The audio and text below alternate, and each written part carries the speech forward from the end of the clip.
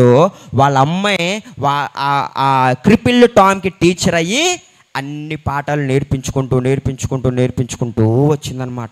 అలా క్రిపిల్ టామ్ చదవడం నేర్చుకున్నాడు, క్రిపిల్ టామ్ రాయడం నేర్చుకున్నాడు. అర్థమైందా పిల్లలు?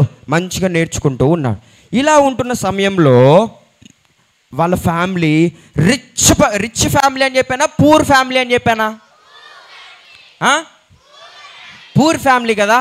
తినడానికి తిండి ఉండేది కాదు. చూసి చాలా బాధపడేవాడు అనమాట.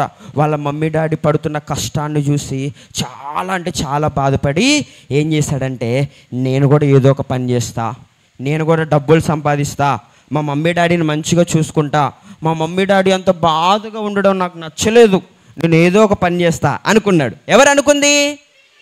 క్రిపిల్ టామ్ అనుకున్నాడు. కానీ మరి బయటికి వెళ్ళి పని చేయాలంటే ఏం లేవు పిల్లలు, కాళ్ళు. ఏం పని చేయగలుగుతాడు, ఎలా చేయగలుగుతాడు? కాళ్ళు లేని వాళ్ళని ఎవరైనా పనిలో పెట్టుకుంటారా? ఇతనికే ఒక పనుడు కావాలి, ఇతను అక్కడికి తీసుకెళ్ళడానికి ఇక్కడ తీసుకెళ్ళడానికి ఇతనికే ఒక పనుడు కావాలి. ఇతని పనిలో పెట్టుకుంటారు ఎవరైనా?